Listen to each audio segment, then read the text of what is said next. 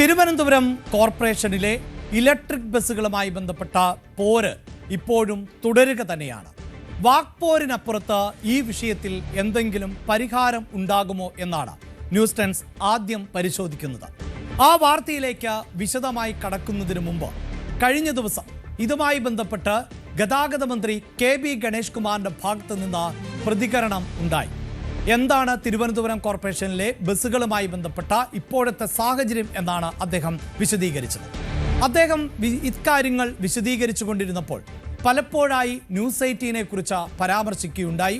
News 18 തെറ്റായ വാർത്തകൾ ആണ് നൽകിയത് എന്നും തെറ്റായ പ്രചാരണം നടത്തരുത് എന്നതുമായിരുന്നു ഗണേഷ് കുമാറിന്റെ വാചകങ്ങൾ.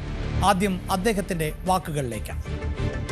പിന്നെ ഈ ന്യൂസ് 18 പോലുള്ള ചില ചാനലുകൾ പറയുന്നത് KSRTCക്ക് പണി കിട്ടിയെന്നാണ്. മണ്ടത്തരം പറയരുത്. KSRTC നഷ്ടത്തിലേക്ക് വന്നത് ഇതുകൊണ്ടൊന്നുമല്ല. ഇതുകൊണ്ടാണ് KSRTC ജീവിക്കുന്നതെന്ന് ന്യൂസ് 18 പോലുള്ള ചാനലുകൾ വ്യാജ പ്രചരണം നടത്തരുത്. KSRTCയുടെ ലാഭം ഇവിടെയല്ല. KSRTCയിൽ ഉണ്ടായിക്കൊണ്ട നേട്ടം എന്ന് പറയുന്നത് കേരളം മുഴുവനാണ്. പ്രിയപ്പെട്ട പ്രേക്ഷകരെ, ന്യൂസ് 18 നൽകുന്ന വാർത്തയിൽ പിശകുകൾ ഉണ്ടെങ്കിൽ, തെറ്റുകൾ ഉണ്ടെങ്കിൽ അത് തിരുത്താനും തെറ്റുപറ്റിയെന്ന് തുറന്നു പറയാനും ഞങ്ങൾക്ക് ഒരു മടിയും ഇല്ല. പക്ഷേ മന്ത്രിയോട് വളരെ കൃത്യമായി പറയാനുള്ളത്, ഞങ്ങൾ വാർത്തകളെ സമീപിക്കുന്നത് രാഷ്ട്രീയത്തിന്റെ അടിസ്ഥാനത്തിലല്ല, മറിച്ച് വസ്തുതകളുടെ അടിസ്ഥാനത്തിൽ മാത്രമാണ്. തിരുവനന്തപുരം കോർപ്പറേഷനിലെ ഇലക്ട്രിക് ബസ്സുകളുമായി ബന്ധപ്പെട്ട തർക്കവും ആ വസ്തുതാനിഷ്ഠമായിട്ട് തന്നെയാണ് ഞങ്ങൾ ഇതുവരെയും റിപ്പോർട്ട് ചെയ്തിട്ടുള്ളത്. കഴിഞ്ഞ ദിവസം ന്യൂസ് ട്രെൻഡ്സ് അടക്കം തിരുവനന്തപുരത്തെ കോർപ്പറേഷനുമായി ബന്ധപ്പെട്ട വിഷയങ്ങൾ തുടർച്ചയായി ചർച്ച ചെയ്ത പശ്ചാത്തലമുണ്ട്. ഒരു പക്ഷേ അതുകൊണ്ടായിരിക്കാം മന്ത്രി ന്യൂസ് 18 പേര് എടുത്ത് പറഞ്ഞത് എന്ന് വേണം നമുക്ക് മനസ്സിലാക്കാൻ. അതിനപ്പുറത്ത് എന്ത് തെറ്റാണ് ന്യൂസ് 18 ഭാഗത്ത് നിന്നുണ്ടായത് എന്ന് മന്ത്രി വ്യക്തമാക്കിയതായി ഞങ്ങൾക്ക് ബോധ്യപ്പെടുന്നില്ല.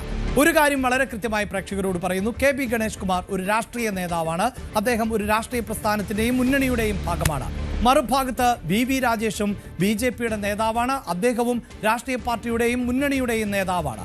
അതുകൊണ്ട് തന്നെ തർക്കങ്ങൾ ഉണ്ടാകുമ്പോൾ തങ്ങളുടെ അനുയായികളെ തൃപ്തിപ്പെടുത്തേണ്ടതും അവരുടെ കയ്യടി നേടേണ്ടതും രാഷ്ട്രീയ നേതാക്കൾക്ക് പ്രധാനപ്പെട്ടത് തന്നെയാണ്. പക്ഷേ ഇവർ ഉത്തരവാദിത്തപ്പെട്ട പദവികൾ വഹിക്കുന്നവർ കൂടിയാണ്. KB ഗണേഷ് കുമാർ സംസ്ഥാനത്തെ ഗതാഗത മന്ത്രിയാണ്. ഇപ്പോൾ VV രാജേഷ് തിരുവനന്തപുരം കോർപ്പറേഷന്റെ മേയറും ആണ്. അവരുടെ വാചക കസർത്തുകൾക്ക് എപ്പോഴും സോഷ്യൽ മീഡിയകളിൽ അടക്കം പിന്തുടരുന്നവരുടെ കയ്യടികൾ ഉണ്ടാകും. അതിനപ്പുറത്ത് എന്താണ് വസ്തുത, വിഷയാധിഷ്ഠിതമായി ഈ വിഷയത്തിൽ മറുപടി പറയാൻ ഈ നേതാക്കൾ തയ്യാറുണ്ടോ? അത് തന്നെയാണ് ന്യൂസ് 18 ഇന്നും പരിശോധിക്കുന്നത്. ആദ്യം ഈ വിഷയത്തിൽ എന്താണ് കോർപ്പറേഷൻ ആവശ്യപ്പെട്ടത് എന്നതാണ്. അതായത് തിരുവനന്തപുരം കോർപ്പറേഷനിൽ നഗര കേന്ദ്രീകൃതമായി സർവീസ് നടത്തുന്നതിന് വേണ്ടി കേന്ദ്ര സർക്കാരിൻ്റെ സ്മാർട്ട് സിറ്റി പദ്ധതിയുടെ ഭാഗമായി ഒരു ത്രികക്ഷി കരാറിൽ ഏർപ്പെടുന്നു. അതിൽ കക്ഷികൾ എന്ത്, ആരൊക്കെ എന്നത് മന്ത്രി തന്നെ പറയുന്നുണ്ട്. അതിലേക്ക് വരുന്നതിന് മുമ്പ് ആ കരാറിൻ്റെ അടിസ്ഥാനത്തിൽ തിരുവനന്തപുരം നഗരത്തിൽ സർവീസ് നടത്തേണ്ട ബസ്സുകൾ അതിന് പുറത്ത് സർവീസ് നടത്തുന്നുവെന്നും കരാറിൽ ചട്ടലംഘനം ഉണ്ടായിട്ടുണ്ട് എന്നുമാണ് മേയർ VV രാജേഷ് ചൂണ്ടിക്കാണിച്ചത്. അദ്ദേഹത്തിന്റെ വാക്കുകൾ ഒരിക്കൽ കൂടി നമുക്കൊന്ന് സൂക്ഷ്മമായി കേട്ടുനോക്കാം. കഴിഞ്ഞ കുറച്ച് ദിവസമായി സജീവമായി കേരളത്തിൽ ചർച്ച നടക്കുന്ന തിരുവനന്തപുരം കോർപ്പറേഷനും KSRTCയും സ്മാർട്ട് സിറ്റിയും ചേർന്നൊരു ത്രികക്ഷി കരാറിൻ്റെ അടിസ്ഥാനത്തിൽ തിരുവനന്തപുരത്ത് സ്മാർട്ട് സിറ്റി ഫണ്ട് ഉപയോഗിച്ച് തിരുവനന്തപുരം കോർപ്പറേഷനിൽ വാങ്ങിയ ഇലക്ട്രിക് ബസ്സുകളുമായി ബന്ധപ്പെട്ട ചില കാര്യങ്ങൾ വ്യക്തത വരുത്താൻ വേണ്ടി ഇന്ന് ബഹുമാനപ്പെട്ട ഗതാഗത മന്ത്രി മാധ്യമങ്ങളെ കണ്ടിരുന്നു. അപ്പോൾ ഈ വിഷയം ശ്രദ്ധയിൽപ്പെടുത്തിയപ്പോൾ സമൂഹത്തിൻ്റെ ശ്രദ്ധയിൽപ്പെടുത്തിയപ്പോഴേക്കും കോർപ്പറേഷൻ്റെ ഭാഗത്തു നിന്ന് ഞങ്ങൾ പോയിൻ്റ് ഔട്ട് ചെയ്ത ചില കാര്യങ്ങളുണ്ട്. NDAയുടെ നേതൃത്വത്തിലുള്ള ഭരണസമിതി അധികാരത്തിൽ വന്നതിന് ശേഷം പ്രതിപക്ഷത്ത് ഞങ്ങൾ പ്രവർത്തിച്ചിരുന്നപ്പോഴേക്കും ഉന്നയിച്ചിരുന്ന വിഷയങ്ങൾ, തെരഞ്ഞെടുപ്പ് പ്രചരണ സമയത്ത് ഞങ്ങൾ പറഞ്ഞിരുന്ന വിഷയങ്ങൾ, അതിലൊക്കെ തന്നെ ചില ഇടപെടലുകളും ചില പരിശോധനകളും ഞങ്ങൾ നടത്തുകയുണ്ടായി. അതിലെ വസ്തുതകൾ തിരിച്ചറിയുവാൻ രേഖകൾ പരിശോധിച്ചുള്ള ചില ശ്രമങ്ങൾ നടത്തുകയാണ്. അതിൻ്റെ ആരംഭഘട്ടത്തിൽ തന്നെ ഞങ്ങൾ പ്രധാനമായി ഉന്നയിച്ചിരുന്ന, മാധ്യമങ്ങൾക്ക് ഇപ്പോൾ പല ചാനലുകളും കൊടുത്ത വാർത്തയുടെ അടിസ്ഥാനത്തിൽ ഞങ്ങൾ നടത്തിയ പഠനത്തിലൂടെ ഉന്നയിച്ചിരുന്ന ഇലക്ട്രിക് ബസ്സുകളുടെ ദുരുപയോഗം, അതിനെക്കുറിച്ച് പെട്ടെന്ന് തന്നെ ചില രേഖകൾ, അതായത് 2023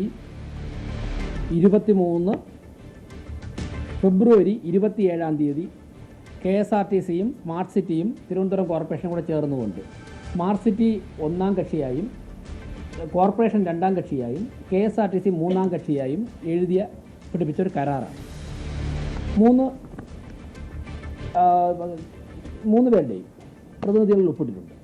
ആ കരാറിന് പ്രകാരം പറഞ്ഞിരിക്കുന്ന കാര്യങ്ങൾ ഇംപ്ലിമെൻ്റ് ചെയ്യണം എന്നുള്ളതാണ് ഞങ്ങളുടെ ആവശ്യം.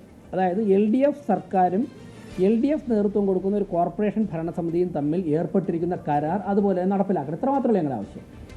ഞങ്ങൾ ആ കരാർ പരിശോധിച്ചിൽ നിന്ന് ആ കരാറിൽ പറയുന്ന പ്രധാനപ്പെട്ട ചില കാര്യങ്ങൾ ലംഘിച്ചിരിക്കുന്നു എന്നാണ് മനസ്സിലായിട്ടുള്ളത്. ഈ കരാർ പറഞ്ഞ പ്രകാരം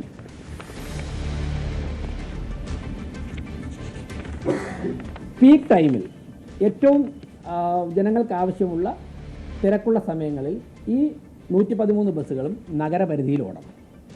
അതിനുശേഷമുള്ള സമയത്ത് അത് മറ്റുള്ള സബ് അർബൻ ഏരിയ നഗരപരിധിയുമായി തൊട്ടടുത്തുള്ള സ്ഥലങ്ങളിലേക്ക് ഓടാം. ഇതാണ് ഈ കരാറിൽ പറഞ്ഞിരിക്കുന്ന ഒരു കണ്ടീഷൻ. അത് ലംഘിച്ചിരിക്കുകയാണ്. നഗരപരിധി വിട്ട് പീക്ക് ടൈമിൽ ഓടുന്നുണ്ട്. നേരത്തെ ജില്ല വിട്ടും യാത്ര ചെയ്യുമായിരുന്നു ബസ്. അപ്പോൾ ആ കരാർ ലംഘനം അവസാനിപ്പിക്കണമെന്നുള്ളതാണ് ഞങ്ങളുടെ ഒരു ഡിമാൻഡ്. മറ്റൊന്ന് ഈ അഗ്രിമെൻറ്റിൽ പറഞ്ഞിട്ടുണ്ട്, റൂട്ട് നിശ്ചയിക്കുമ്പോഴേക്കും കോർപ്പറേഷനുമായി കൂടിയാലോചിച്ച് വേണം റൂട്ട് നിശ്ചയിക്കാമെന്ന് പറഞ്ഞിട്ടുണ്ട്. ഇപ്പോൾ ഈ ബസ് ഓടുന്നതിൽ റൂട്ട് നിശ്ചയിക്കുന്നതിൽ യാതൊരു തരത്തിലുള്ള ചർച്ചയോ ഒരു തരത്തിലുള്ള ഇടപെടലോ കോർപ്പറേഷനുമായി ബന്ധപ്പെട്ട് നടത്തുന്നില്ല എന്നാണ് മനസ്സിലാക്കാൻ സാധിച്ചത്. ഞാൻ വന്നതിന് ശേഷം ആ മീറ്റിംഗ് വിളിക്കാൻ സാധിച്ചില്ല, ഒരാഴ്ചയായിട്ടില്ല. പ്രധാനപ്പെട്ട മറ്റൊരു കാര്യം പറയുന്നത് പ്രോഫിറ്റ് ഷെയർ ചെയ്യുന്നതിനെ കുറിച്ചാണ്. 17ാമത്തെ പാരഗ്രാഫിൽ പറഞ്ഞിട്ടുണ്ട്, modality for possible revenue sharing on account of the income accrued through the operation of these buses shall be worked out separately later by a joint team representing all the 3 parties. ഈ 3 കക്ഷികളിലും പ്രതിനിധീകരിക്കുന്ന സംഘം ഒരുമിച്ചിരുന്ന് ആലോചിച്ചിട്ട് revenue share ചെയ്യണമെന്ന് പറഞ്ഞിട്ടുണ്ട്. അപ്പോൾ ഈ 3 കാര്യങ്ങൾ വേറെ പല പ്രധാനപ്പെട്ട പറഞ്ഞിട്ടുണ്ട്. ഈ കരാറിൽ പറഞ്ഞിരിക്കുന്ന കാര്യങ്ങളൊക്കെ തന്നെ ലംഘിച്ചുകൊണ്ടാണ് ഈ KSRT ഈ ബസ്സുകൾ ഈ ഇലക്ട്രിക് ബസ്സുകൾ ഇപ്പോൾ സർവീസ് നടത്തുന്നത്. ഞങ്ങൾ അത് മാത്രമേ ചൂണ്ടിക്കാണിച്ചുള്ളൂ. ഒരു ഗവൺമെൻറ് നേതൃത്വം കൊടുക്കുന്ന ഒരു പൊതുമേഖലാ സ്ഥാപനം, ഒരു special purpose vehicle, smart city, LDF തന്നെ നേതൃത്വം കൊടുക്കുന്ന ഒരു കോർപ്പറേഷൻ, അവർ ചേർന്നുണ്ടാക്കിയ ഒരു കരാർ പാലിക്കണമെന്ന് മാത്രമാണ് നമ്മൾ ആവശ്യപ്പെട്ടിട്ടുള്ളത്. യെസ്, ഇതാണ് VV രാജേഷിന്റെ വാചകങ്ങൾ. ഇതിൽ എന്തെങ്കിലും ക്ലാരിറ്റി കുറവുണ്ട് എന്ന് കേൾക്കുന്നവർക്ക് തോന്നുന്നു എന്ന് മനസ്സിലാക്കാൻ പറ്റില്ല. കാരണം ഒരു കരാർ ഏർപ്പെടുന്നു, ആ കരാറിൽ ആരൊക്കെയാണ് കക്ഷികൾ, ആ കരാറിൽ പറഞ്ഞിട്ടുള്ള വ്യവസ്ഥകൾ എന്തൊക്കെയാണ്, ആ കരാർ ലംഘിക്കപ്പെട്ടിട്ടുണ്ട് എന്ന് കോർപ്പറേഷൻ മേയർ VV രാജേഷ് പറയുന്നു. അതാണ് അദ്ദേഹം ചൂണ്ടിക്കാണിച്ചത് എന്ന് പറയുന്നു. ഇനി ഈ കരാറുമായി ബന്ധപ്പെട്ട് മന്ത്രി KB ഗണേഷ് കുമാറും കഴിഞ്ഞ ദിവസം പ്രതികരിച്ചിരുന്നു. അങ്ങനെ ഒരു കരാർ ഉണ്ട് എന്ന് തന്നെയാണ് മന്ത്രി വ്യക്തമാക്കിയത്. എന്താണ് മന്ത്രി ഇതുമായി ബന്ധപ്പെട്ട് പറഞ്ഞത്? KSRTC ഓടിച്ചുകൊണ്ടിരിക്കുന്ന സ്മാർട്ട് സിറ്റി പദ്ധതിയുമായിട്ട് ബസ്സുകളുടെ എണ്ണം 113.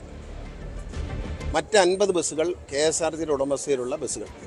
അങ്ങനെ ഇത്രയും വണ്ടികളാണ് തിരുവനന്തപുരത്ത് ഓടിക്കൊണ്ടിരിക്കുന്നത്. ഇതിൽ KSRTC ഞാൻ പരിശോധിച്ചപ്പോൾ ഈ തിരുവനന്തപുരം കോർപ്പറേഷൻ്റെ വാങ്ങിത്തന്നു എന്ന് പറയാൻ പറ്റില്ല, കേന്ദ്ര ഗവൺമെൻറ് പദ്ധതി എന്ന് പറയാൻ പറ്റില്ല. കാരണം സ്മാർട്ട് സിറ്റി പദ്ധതിയുടെ സെൻട്രൽ ഷെയർ 500 കോടി രൂപയാണ്, സ്റ്റേറ്റ് ഷെയർ 500 കോടി രൂപയാണ്. ട്രിവാൻഡ്രം കോർപ്പറേഷൻ്റെ വകയായി 135.7 കോടി രൂപയാണ് ചെലവഴിച്ചത്. അപ്പോൾ ട്രിവാൻഡ്രം കോർപ്പറേഷൻ്റെ പണം എന്ന് പറയുന്നതും സ്റ്റേറ്റ് ഷെയർ എന്ന് പറയുന്നതും സംസ്ഥാന ഖജനാവിൽ നിന്ന് പോകുന്നതാണ്. കേന്ദ്രം നൽകിയിട്ടുള്ളത് 500 കോടി. അപ്പോൾ ആ പദ്ധതിയുടെ 50% തുക, ഏതാണ്ട് 60% തുകയും സംസ്ഥാന സർക്കാരിൻ്റെതാണ്. കോർപ്പറേഷൻ്റെ എന്ന് പറയുമ്പോൾ സംസ്ഥാന സർക്കാരിൻ്റെതാണ്. കോർപ്പറേഷൻ്റെ തനത് ഫണ്ടാകാം, അല്ലെങ്കിൽ പ്ലാൻ ഫണ്ടാകാം, അത് സംസ്ഥാന ഖജനാവിൽ നിന്ന് വരുന്നതാണ്.